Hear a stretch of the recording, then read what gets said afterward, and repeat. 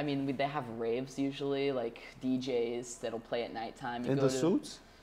No, the DJs aren't always in the suits, but yeah, people will go in the full suits to the raves and dance in the, like, you'll see like there's definitely stuff you can find out there of like videos from like Anthrocon raves where it's just like tons of fursuiters all packed onto this dance floor, like probably sweating their butts off, you know, dancing far into the night. But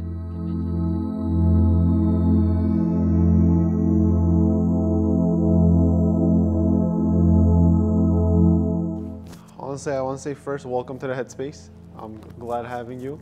I want to say, how are you? And please introduce yourself to the people out there. I'm doing great. My name's Bo. I'm a fursuit maker and artist behind Bodozo Creations, and it's a pleasure to be here. Yeah, it's honestly awesome to have you. Do you feel comfortable with that mask? It's a little hot, a little stuffy. Probably not the best for audio, but the show must go on. Yeah. Gotta look good. Feel free to take it off whenever you want, honestly. Yeah. So how'd you first get into like the furries and like the furry fandom per se? When I was very young, I would go on YouTube and just find all these videos of people wearing these costumes, dancing and making content, or animations and just cartoon characters in general done by little indie animators who were just kind of doing their own thing, and found it really cool that people were just able to create their own cartoons and cartoon characters and make beautiful art with it. And I thought it was the neatest thing ever that when I was, you know, a little kid, probably like 12 years old, I thought, you know, why wouldn't I try and make my own characters and costumes? Oh, okay, I see. So what about it, like, do you like the most? Like, even not just like the costume making, just about the society and like the furry fandom? Probably just because, I don't know, there's really something here for everyone. It's not even like, what could I say I like about it? I could just say, you know, I like the art, but it's really not even that. It's just, it's so silly and random and free that it's like, what is there not to like about like big goofy cartoon characters coming to life and jumping off the page? It's just almost like a freelance kind of theater. Like, you don't have to go watch someone on a stage to dress up in a big costume. You can just bring it out to the streets and do it wherever you feel. Did you want to take the mask off? I Go do for want it. to take it off. oh, it's much better. So much better. Where do like furries even like start from? Like, what's the history of it? Well, there's a lot of like people who argue about exactly where furries originated, but I would say an interest in specifically non-human characters, cartoon fantasy characters, started forming around the mid-60s even, where people who were going to comic book conventions started kind of forming newsletters and interest in cartoon characters. And I think even in the mid-70s, there were furry parties happening at Los Angeles conventions, Western Con, Bay Area cons, where these people who found this community through, you know, something as old and antiquated as a newsletter were being able to meet up with this common interest and go and hang out and share art and stuff like that. Yeah. So it's definitely a lot older than most people would probably think it is. So a furry does it have to be like an animal, like one single animal, or can it be animals combined, or what can a furry be, if that It can be sense? anything. It can be everything, but at the same time. It really, there's no rules at all. I mean, you can look at that thing over there, that's not a real animal. But yeah, no, there's absolutely no limitations to the creativity in which people put into these characters and into costumes and art. There's really, I don't think there's anything that hasn't been done at this point. There's so many different things out there, it's just, pick your poison. What is like some common misconceptions about like the furry community? Well, there's a lot of misconceptions. Some of them partially true, some of them partially super false, I guess, because again, it's such a big community. Of course, if you say one horrible thing, it's going to be true for one person somewhere in the world. But I would say a big one is that furries, they think they're animals, they want to be animals, and it's like, no, you know, there are definitely people out there that feel that they actually are animals, but that's not what being a furry is. Like if you go to a Comic-Con convention and you're like, I'm dressed as Spider-Man, doesn't mean you believe you're Spider-Man and want to be Spider-Man, it's just you're dressing up in a costume. So I'd say, yeah, that's probably a big one, is that some people think that furries actually think that they're animals or want to be animals, but that's really not true. But definitely the more like controversial thing that's really hard to talk about is that people think that furries are like zoophiles or really like sick people that are actually attracted to animals, which, you know, that's awful. And no, that's not what it is. Obviously, there are people out there who do that, but that's not what being a furry is. It's definitely so like militantly against that in the fandom that you will literally go on people's like social medias and they'll literally put like, if you're a zoophile, like you should die and burn. Like, it's almost like, I don't know, it's like people are like, no, like, which is good, I guess. Like, you want to like make people know that it's not okay, but again, it's so few people that it's really, I don't know. I think it's something that normies will hear once and they'll be like, that's everyone. They all are, you know, gross animal lovers, and it's just like, oh my God. Like, no, that's not what it is at all. How do you in particular like deal with the hate or like criticism that you get? Well, I actually don't get. Really? Yeah, I really don't get a lot of hate. I mean, maybe back in like the 2016 era, it was more of like people would like randomly come on your page and be like, haha, you're furry, like you should kill yourself. Or just say like something out of pocket, you know. To me, I was a kid, I was like probably like 15 when I would get comments like that. But I was always just like, you know, like, it's the internet. You know, you could be doing anything and you could get someone, you know, telling you to off yourself. But I don't know, for me personally, I really don't get hatred at all. I haven't gotten a hateful comment on my social media in years, it feels like. I've definitely, I think, the most hatred or like negative comments that I receive personally come from other furries. Oh, wow. Because it is a very like cliquey, maybe competitive sometimes even thing. How would you say like the furry community and being like in a fursuit impacted like your life, like either positively or negatively? I think positively, it has definitely given me a lot of self-esteem, being able to master my craft and really, you know, improve throughout the years at making costumes enough to where people will come to me to make their dream costume. And that, you know, that really feels special to be able to help someone bring their vision from paper into 3D reality. As for, you know, negative, I mean, I don't really have much that I can say on this other than maybe there's a little bit of an empathy problem and a maturity problem just with internet culture in general, where people can be really mean to each other, really judgmental, really closed-minded. But that's more of an internet problem than like a furry problem, I guess you would say. How often do you even like wear the fursuit? I don't really wear my fursuits that often, unless it's something that I just made and kind of want to take photos of, or if, you know, we're going somewhere to make content or going somewhere like a cool location, cool outfits with a group of friends, maybe we want to get photos together.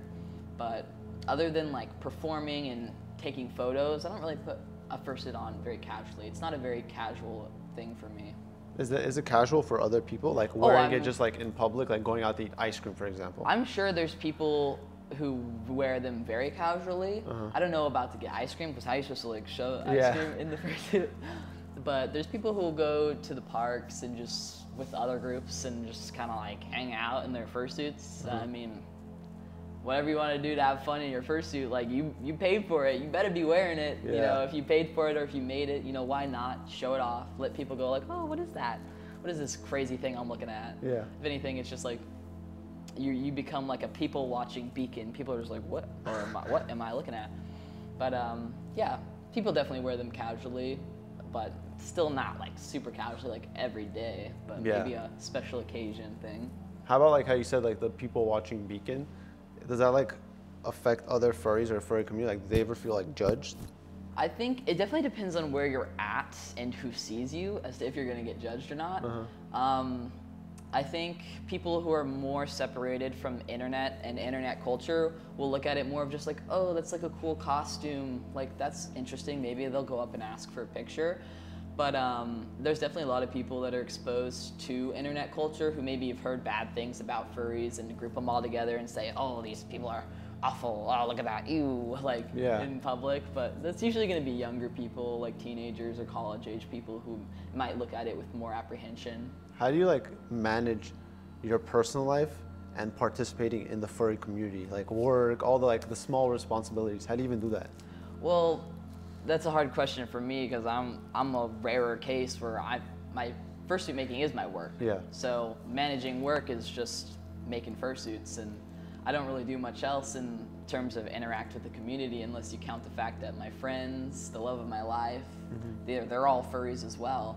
But we don't really make it our entire personality. It's just kind of like the art and the content that we consume might be more furry oriented, but it's not really a topic of conversation or something that we're actively doing every day. Yeah. So it's just like a hobby per se. Would you say that? You could say it's a hobby for some people, or even just like a genre of like style, like so how the way that someone's emo or the way that someone's a hippie, like they're a furry. You know, it's more casual than that. Like, I'd say for it to be a hobby, it's usually something that you actually have to like do. Like you have to like make art or make writing or something, some kind of. There's so much art that people make, so it is a hobby for a lot of people. But there's also people that just like it and just consume it and watch it, and then I think that still makes them a furry, even though you don't have to contribute anything to the art, and you can still be a furry and just enjoy it and appreciate all the things that these wonderful people have to make. Yeah. So would you say like a lot of people's furries or like fursuits and fursonas overlap with like their identity, or do people want to be different from what their identity is, if that makes sense? Well, there are definitely people who use it as an escapism to kind of get away from the real world. Maybe like, they want to feel more confident. Maybe they're transgender and they don't feel comfortable in their body. They want to escape into a character that they feel more in line with. There's a lot of people who do that. Or there are people who make their fursona and fursuit look exactly like them or their aesthetic, and it's a whole wide range of reasons that people would want to dress up and play a part, but it definitely, I think, gives a lot of people a boosted confidence and sort of self-esteem to where they're like, yeah, I can like jump around, I can dance around, I can be myself because I'm like in this like part that I'm playing. I'm like almost in like a play, but there's no play. Yeah, I get you. So you think like it, no matter what situation, why they're wearing it, they're all like in their comfort zone when they do wear it? Not necessarily it's the most comfortable thing, but it might be a comfort zone. Yeah. Wow. So what's like a furry convention like? Like, how would you explain it? I would probably say furry conventions are like the mecca of weirdness. Like, it is just like, you will go to a furry convention and just be like, wow, like what am I looking at? Like, it is just like every costume, every kind of costume you could imagine. It is so like visually stimulating and just a very silly place to be. Definitely, just very silly. Are there like, how you said, like competitions other than dancing? Are there any like competitions or games, or how does that go? Yeah, there's games and events and panels and stuff. It differs from convention to convention, but it's just like any other convention. People go there, they go into the dealer's room, they buy things, and then, I mean, they have raves usually, like DJs that'll play at nighttime. In the suits? No, the DJs aren't always in the suits, but yeah, people will go in the full suits to the raves and dance in the, like, you'll see like there's definitely stuff you can find out there of like videos from like Anthrocon raves where it's just like tons of fursuiters all packed onto this dance floor, like probably sweating their butts off, dancing far into the night. But conventions are definitely just a place that people go to have fun, socialize, and party. There's a lot of party culture in the furry fandom. It's kind of like a music festival kind of vibe where, it's a little more adult oriented, I would say. Other than like the conventions, where do people like connect? Like where do furries find other furries? Just definitely the internet. I mean, there are local groups all over the world, like not just in the United States. There are local groups in a lot of places where people will meet up and just socialize or wear their fursuits and get photos together. But yeah, definitely the internet. It is so broad, it is so open. There's not even one defining community. It's just literally a genre at this point. Just there's so many circles and little subcategories. You could go anywhere and find furries. So on average, how much do you think like a fursuit costs? Well, again, it depends on if you're buying just a head or a whole thing, but Let's say a full one. I mean, nowadays, from like a professional maker, you're gonna be looking at like $6,000 to $10,000. Wow. Maybe even higher. So that's for a full suit. I mean, me personally, the last head commission I charged was $4,000, and that's just for a head. So the head's the most expensive part usually, I'd say. I mean, I guess. But it's the part that the most work goes into. Yeah. Yeah, the most planning. Is there like a is there like a generic fursuit or no? Well, the furries aren't gonna like me for this, but everyone who joins the furry fandom, they're like, oh, I know exactly what my character will be. A wolf. Like they'll I don't know why, but there's like so many animals in the animal kingdom, so many beautiful, wonderful, unique animals, and everyone's just like, I want a dog. Make me a dog. Make me a dog that's blue and gray, or something like that. It's like probably the most common thing ever. I'm not trying to diss anyone, but it's true. It is the most like common thing you're gonna see is just like dog. What's the craziest one? Like that's very Ooh. unique. I've seen a lot of makers do a lot of really crazy stuff recently. There's this maker, I'm gonna have a really, their name is skipping my mind right now, but they made, you know what an Anemolocaris is? I've never heard of that. It's like a prehistoric like shrimp. Okay. And they made that into a fursuit. It looks amazing. It's so cool. Wow. But there's all kinds of weird like stuff I've seen people do. Like he also made a snail, this guy. I've seen other people do fish and orcas and just anything you can imagine. I've seen people anthropomorphize and make into like a more humanized mascot character. Would you say like you plan on being a furry forever? In spirit, yes. I would plan on being a furry or someone who loves cartoons and costume creation forever. You know, I don't know, you know, what the next segment of my life will look like or what, you know, the next decade or few of furries is gonna look like.